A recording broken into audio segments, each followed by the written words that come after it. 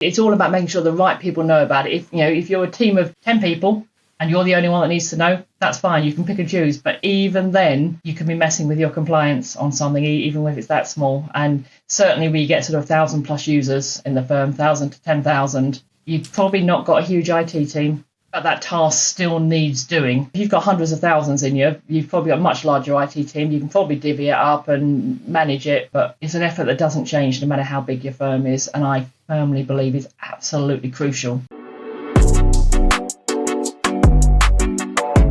Welcome back to the Teams Insider podcast.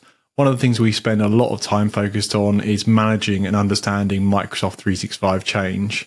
Indeed, Empowering Cloud has a change pilot service where we help organizations manage and workflow and Microsoft 365 change.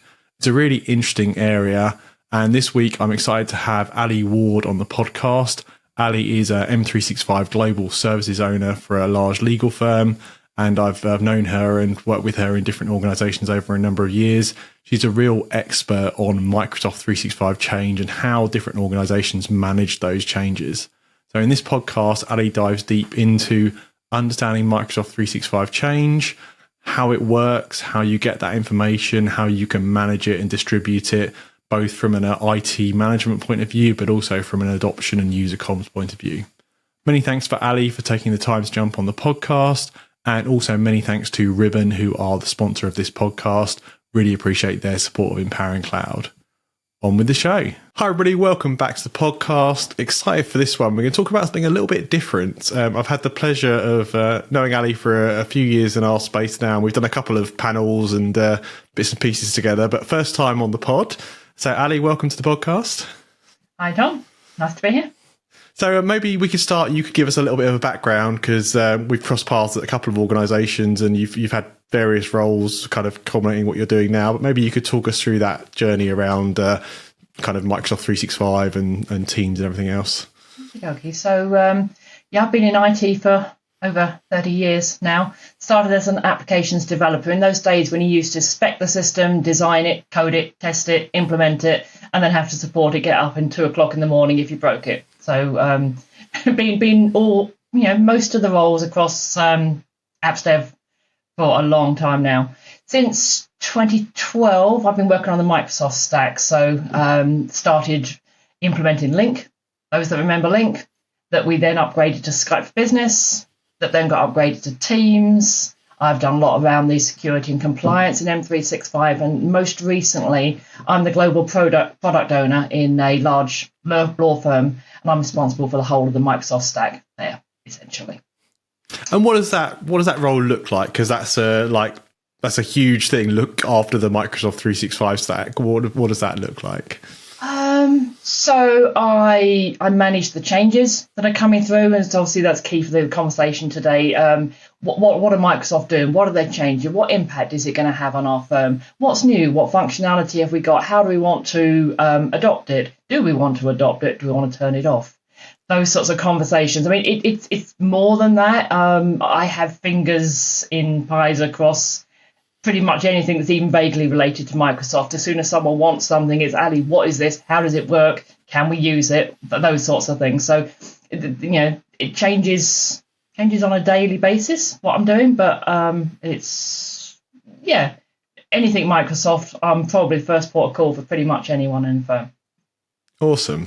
And yeah, as you said, we're going to kind of dive into change because you've been had a lot of experience in that space, and you've worked with different organisations with different approaches to it. But certainly, it feels like you and the teams you've worked with have had very well thought out approaches to managing change, managing the admin side of change and the comms side of change as well. Yeah, I mean, it's true. So Microsoft change is vast. It changes every day there are more changes coming through, and it could be anything. It could be something to Windows. It could be something to Outlook. It could be something that's in Azure. It literally could be absolutely anywhere. And what you have to do as an organization is work out, do I care? Some of these apps you're not using. You can just say, just don't care about that. Some of them, all of your users are using it. Your Outlook, your Teams, they change, and suddenly the whole of your organization is going to say, what's going on? I was about to say something not quite as polite. Maybe I won't. And it's deciding just where, what is that impact and who needs to care about it. And that job is the same job whether you're in a firm that's got 10 people, 1,000 people, 10,000 people, or several 100,000. You need to care about that. And it's the same job to do the assessment on it. So a significant part of my job is doing that impact assessment and then deciding, well, do I need to tell anyone else about it? What do we need to do about it? Do we need some user comms? Do we need to decide, actually, does my compliance not want it turned on at all? There's a whole load around that we need to do. So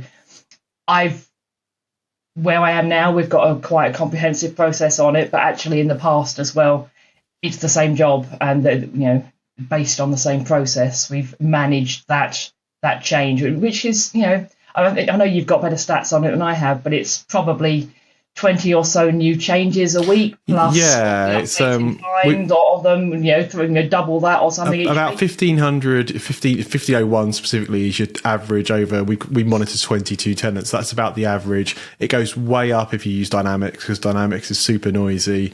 And I think what a lot of people don't understand is that message center feed, which is how Microsoft give you all the changes, is tailored to your organization. So if you're using different types of licensing, you have different use cases, different configurations, you will get messages targeted at you. So it does vary from organization to organization as well.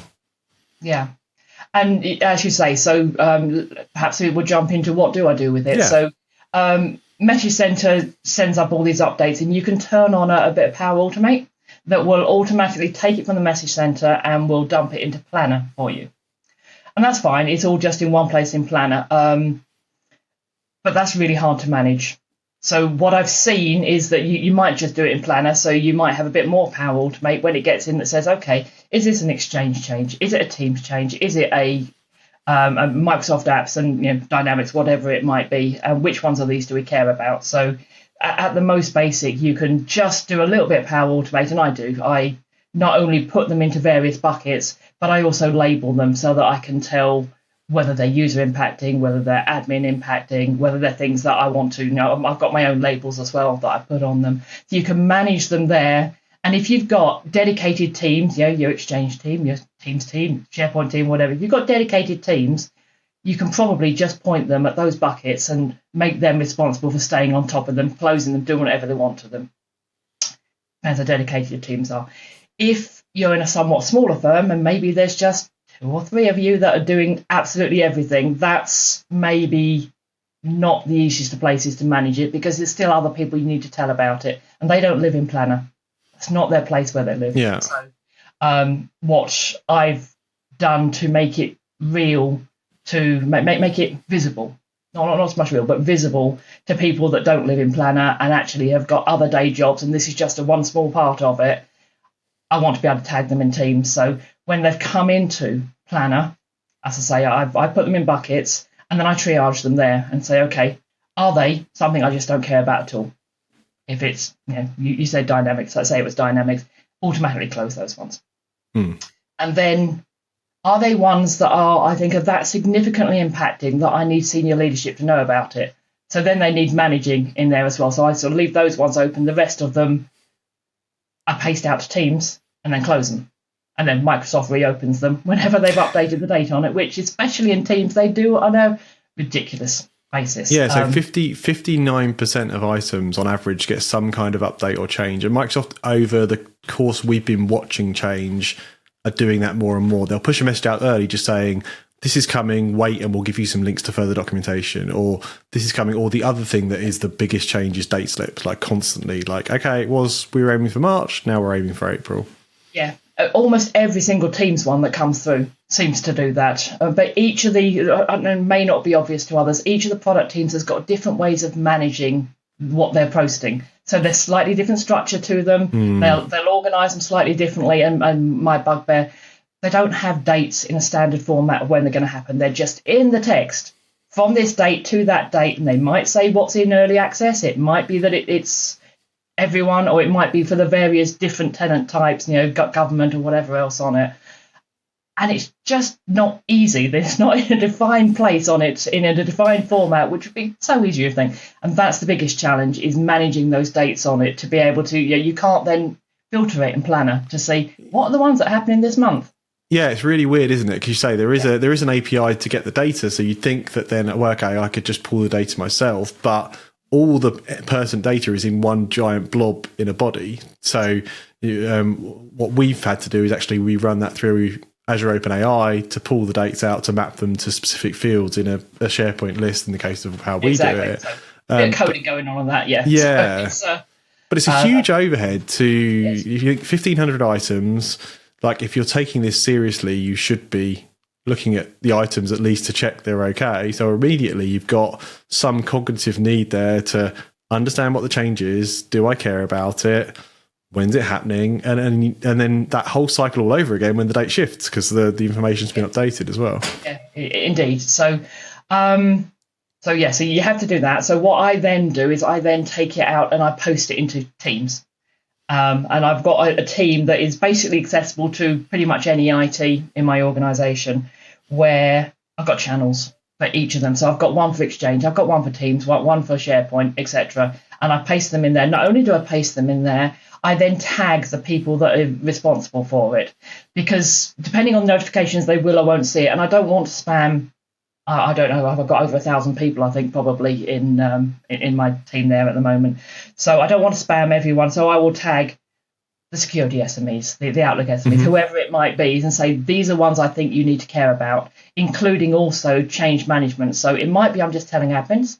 It might be actually you need to tell your change management folks, we need to do some knowledge articles on this, or you need to consider if you want knowledge articles. If you've got different regions, as I have, they may have different approaches to who they tell about things, depending on their compliance levels, depending on how they do their interaction with their users. So each of their teams needs to make a decision as to what they want to do about it. So there's a whole host of different people that I want to tell about without telling everyone about everything. The value I'm bringing to this is I'm triaging it and I'm deciding who ought to care, which then means that they only get the things that ought to matter to them. They still get lots of notifications, but only the ones that ought to be relevant to them.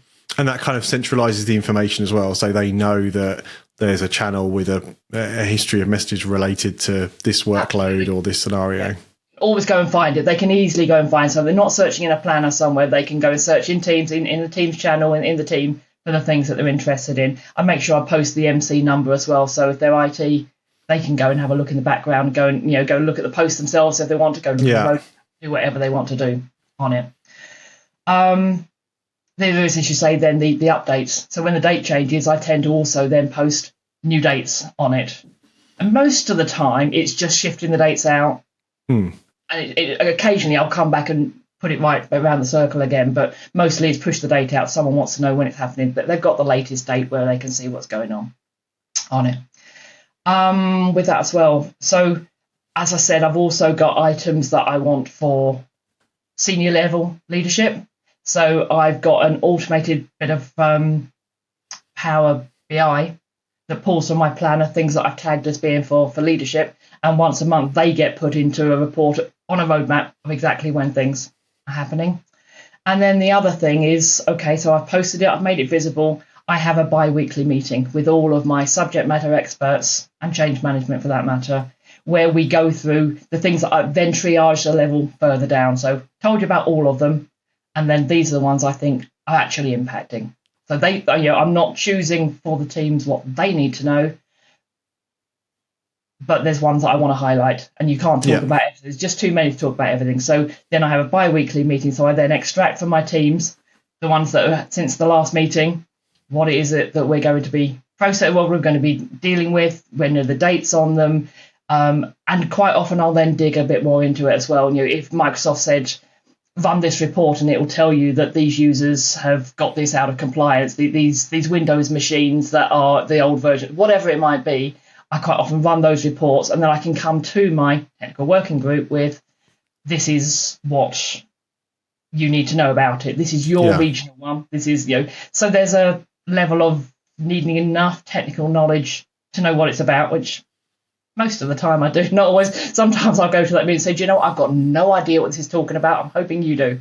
But Anyway, that's the interesting thing about how many SMEs you have and how big the org is. I know you've worked in some huge 100,000 orgs where there's literally an SME for meetings, an SME for calling, an SME for chat, and then a smaller org, you're obviously not going to get SMEs for sub features. So how do you deal with that when you need that expertise? Like, is that farmed out to the next nearest SME? Well, I've got a team that report to me, so I've got a technical team that know a level of detail more than I do. I'm able to ask them, but equally, sometimes it's only relevant to. I've got multiple regions, and sometimes only one region cares about it, so they're SMEs in those regions. Right. So that technical working group takes that information, and I can share it then. And I've been running it a while, and I can say, I don't know what this is. I hope you do. Tell me, do we use this? Are we using SIP gateways? Do we have Windows 11 machines? Whatever it might be, if I don't know, it's a learning exercise for me as well. So I have to lean on other people in the firm because I don't know everything. My team don't know everything, and there are some things that I don't think anybody could know everything about the stack. It's too wide, isn't it? That's the thing. Exactly that, and it is. It's vast. And some of them, I've been in this world long enough. I've been in the Teams world since 2012. So we didn't have Teams in 2012. The heritage, Skype and whatever. So I know a fair bit, but there's always other people that have got a different take on it as well. It's a fascinating conversation often of what the different regions will say about things. What Australia will have, they'll be asking about the data residency inevitably. US will be talking probably about whose personal information is it that we've got on there? What do we do with that personal information? There's a whole load of compliance things that regionally specific, perhaps. It's interesting. It's a place where we all have to talk about and decide what do we care about, what are we going to do about, make some actions on it. And then there's always Copilot that can pull out the minutes of those meetings, tell you exactly who decided what, and you can share that afterwards. Nice. And how long's that call run for? Like, just to give you a sense of it. So I do 2-hour-long calls every other week on that. Normally, there's probably I do 2 or 3 topics on things that are important at that point in time, whatever it might be. Cleaning up of accounts, whatever it might be, and then I'll go through the major changes. So there's probably, I don't know, maybe 20 changes or so that we're going through. It's a solid, data-rich conversation. 2 1-hour meetings every other week. And that's dedicated to M365. So is that part of a motion where other IT changes would also be discussed, or is that just this is M365 stack? It's just M365. So we'd have a similar technical working group for ServiceNow. And actually, SharePoint is the one part of Microsoft that's not mine. So SharePoint has its own technical working group. There's different groups that manage in a similar manner what I do with my M365, the M3. And how do you approach, and how have you seen approached in the different orgs you've worked with, the tracking of the actions? Like, this change is happening, a policy needs to be agreed. How does that work get assigned and tracked? I've seen it in different ways. In some, having it in the planner, once it's been addressed, you put the comments into the planner that says, I've done this with it, and you close it. That's the simplest way of doing it, probably. I track actions for my technical working group of who's agreed to do what. To some extent, having told the regions, it's kind of delegated responsibility at that time, so it's for them to determine what they want to do with it. In some organizations that's the way it is. In other organizations it's going to be that you're then accountable for doing it. So I'd be putting it in a list, or SharePoint list probably. Ideally get it automatically put into a SharePoint list and be tracking those actions against that. I've certainly seen it in multiple ways. Because that seems to be, while I'm talking to different organizations, it seems to be one of the pain points is the different, because we've grown up with the SharePoint team, the AD/identity team, the UC team, Exchange. Everybody has slightly different working approaches, but now everybody's changes are impacting each other. So I'm in Teams. I want to know the Intune team are on top of the changes because they impact my rooms, and the Exchange team want to know this thing's changed because actually it's archiving into the Exchange mailbox and that's their data. So it feels like we're at a point where that visibility of everybody's on their game with their changes has become more important. I think that's true, and that perhaps talks to the larger organisation, because the way you were describing it there, you've probably got a larger organisation where you've got different groups of different things. If you're a bit smaller, depending on how you organise, it might be one person, one team that's doing all of those things. Yeah. So it is in their interest to manage those changes themselves. And then, of course, there's the user impact as well that separately has to be communicated or not decided on. So what have you seen on that front, interestingly? Because that's, again, it's like a different skill set and often a different team or person that is responsible for communicating to end users. It sounds like you've got different approaches in different regions in your case. Yes. So what I will often do is I'll create a factual knowledge article. I'll have gone to Microsoft, I'll have got what they've said about the change, I'll have got the user experience, screenshots, whatever else. I'll give it to the regions and say, here you are, turn that into something that's got your branding on it, it's got your region on it, it's put into whatever you want to do with it. So I don't think it's reasonable to expect change management teams to understand the technical bit. So here's your techie bits, put whatever fluff you want to put around it to make it suitable for your users. And I think I've seen that fairly consistently, actually. Say you and I work together in a very much larger organisation, but it was many, many regions in that place, many, many countries. And they all had slightly different needs for how they wanted to tell their people, and that's the way the organisation works. So you can give them facts, and then they can do what they want to do with it. Is the way I approach that. And where does the line get drawn on what warrants user comms? I feel like Microsoft get excited about every single change, and every single change says you should inform the users because we're changing the button from blue to light blue. But then there's some huge changes like Teams chat and channels, complete UI change. And I feel like there's a real challenge to communicate the things you need to communicate without over communicating to the users and wearing them out. Yeah, I think that it's a real challenge around it. What I have seen done is Viva Engage, or Yammer as it used to be. Mm-hmm. That's a place where people can self-serve. So you can put recent changes coming, you can post it there, and they can choose to go and find out about it. And if they see a change, they can go and have a look and see, is it posted on it? Is it something I ought to know about it? That's one way. Others, and some of my regions do this, they do a newsletter that says, hey, here's new things you might want to do once a week, once a month, whatever it is they're sending out. They've got a list of the various key changes. That's, again, for sort of self-serve. People can click on the link, they go and find about it. The ones that actually talk about, chat and channels in Teams, new Outlook, new Teams, the things where there's a major impact to the user experience, those ones I think I'd be expecting pretty much any region to be saying, there's a change coming, we're expecting it about this date, this is what you're going to see, this is what you can expect, and here's who you contact if you've got a real issue with it. Normally we've got some level of preview going on, so where we can, we try and get our IT teams to experience the change first so that they got an experience of it. Doesn't always work like that. Not all stuff goes into preview, don't always get a chance to do it. The other thing, of course, that is worth talking about probably is the different channels that you can use for updating people. So of course you've got the current channel, you've got a monthly channel, you've got a semi-annual channel, and that also helps some organizations. So a lot of highly regulated firms are running semi-annual, which means they only get the changes every 6 months. Doesn't work for Teams because they're getting them regardless anyway. But and I see organisations stagger that as well. So they we'll give IT current channel, so we've got a jump start on what's going to come down the pipe. Exactly that. Now that became a lot harder to manage with Copilot because Copilot is only really putting his stuff in current and monthly channel. So if you want to get on board the Copilot train, you actually do need to engage in the Microsoft, well, we want to keep you current on it. Yeah. So, and I am seeing that starting to change the approach to change and to move away from the semi-annual to actually maybe monthly channels all right on that. And we'll preview that monthly channel, which you get, I think, 3 weeks beforehand or something each month. Yeah. You get an early version of it. IT can look at, make sure it's not something that actually breaks your add-ins. And that's the key thing about the updates. Is it breaking your internal add-ins on it? So, definitely seeing a move away from the semi-annual. People really can't have that change to. And you know what? Their phones update all the time anyway. You get used to that. Your iOS, your Android, they update all the time. And I think perhaps users are a bit more comfortable with their world changing and not having to stay the same in quite the same way it always used to have to.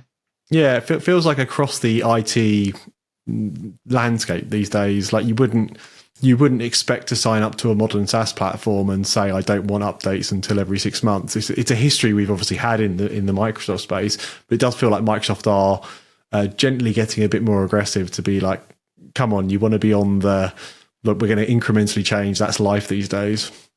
Yeah, and I think perhaps people are getting a bit more comfortable with that level of change. Now, there's always going to be certain groups of users that aren't going to like that change. And you can mitigate it where you can. Back to the user comms, tell them if there's something really impactful coming. I mean, that the chat and channels change, I'm loving it personally, but it's a substantial change to the way you have to do it. And it takes a little bit of getting used to. New Outlook, another one. We're struggling with that because of the add-ins, that there are no com add-ins in New Outlook, and it's not fully functional. It's not parity with classic Outlook, but those sorts of changes, you've got to manage that change. You've got to explain to people, show them, do a bit of training if they want to see the training. There's a level of assessment of why do we care, and that's what change management's there for. There's, I expect there to be people responsible for the user experience in each of my regions to decide which ones do we want to tell them about. If I give them the information, they can make the choices on it.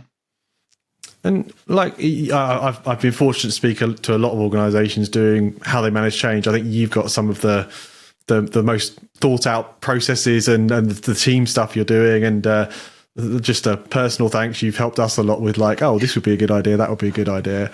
What would you say to organisations that don't really have that process down yet? How do they start, and how do they get the business to understand I have to invest some time and effort into this process because otherwise there's impact down the road?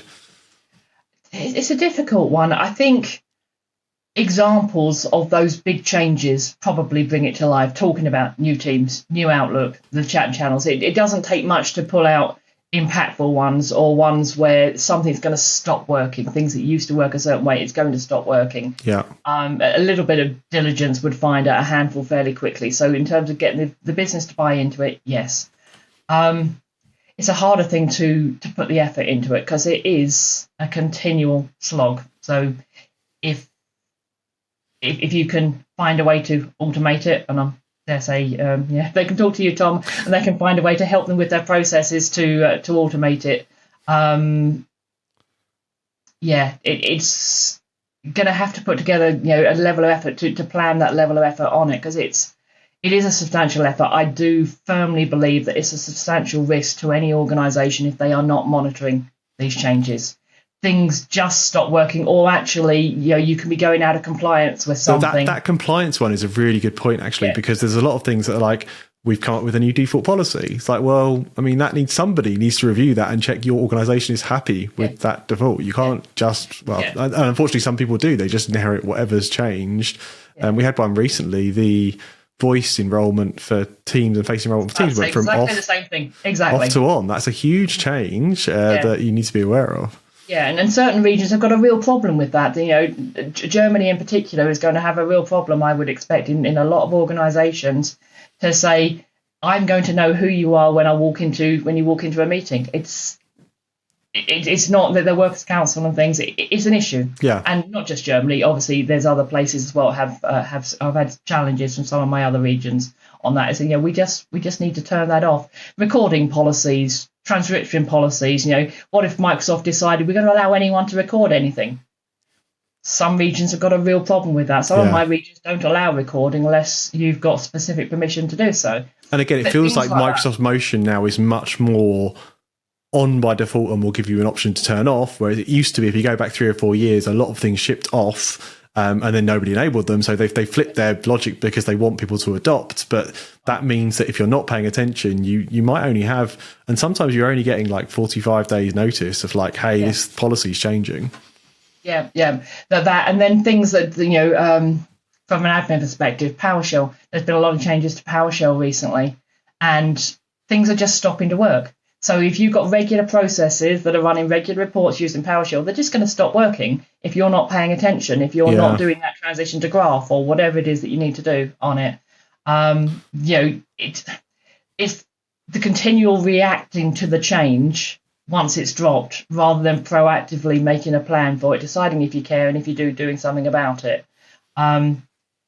it's worth that investment, but it is a substantial investment. And yeah, to be able to automate it somehow, to be able to have it in, automatically going into Teams, automatically reports to the right people, and then all you've got to do is then say, okay, well, I care about this one, this one, this one. I'm going to talk to my users about that. So I do a lot of that manually. I do know that your change pilot will offer things in a yeah. That's what we're trying to do, is take some of the heavy lift out of it, so you can focus the time on the call with your organisation, the comms, what's important, and it's an exciting space to be in. But definitely, the challenge and the slog is very real. And I think it's funny because you obviously talk to organisations. It's like, well, like, are these, recording and compliance policies, labelling, or are these things important if they change? Of course they are. So there's kind of an acknowledgement about, I need to do this, but then making it part of the process seems to be the challenge. Yeah, and making sure it's all about making sure the right people know about it. If you're a team of 10 people and you're the only one that needs to know, that's fine. You can pick and choose. But even then, you can be messing with your compliance on something, even if it's that small. And certainly we get sort of 1,000 plus users in the firm, 1,000 to 10,000. You've probably not got a huge IT team, but that task still needs doing.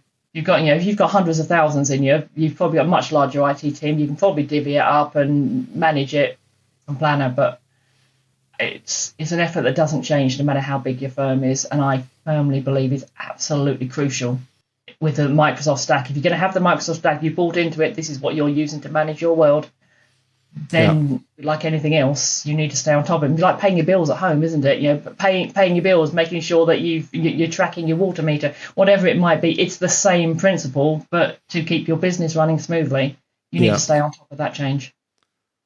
Awesome. Well, Ali, thanks so much for giving us that insight.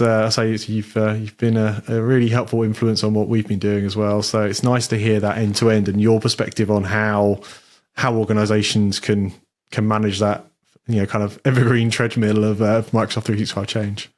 Okay. You're welcome. And Ali, I know you've done a lot on Copilot as well, so hopefully we're going to have you back on the podcast in a future one, because we had a lot of good conversations about real world Copilot adoption, and I've seen you do panels on that as well. So if that's okay with you, we'll have you back in the future to talk Copilot adoption. Always happy to talk Copilot. It's the best thing in my life at the moment. It's just use it for absolutely everything. It's got good and bad. Very, very happy to talk about that in another call. No worries at all. Awesome. Well, listen out for that one in the future. Thanks a lot for tuning in, everybody. Thanks, everyone.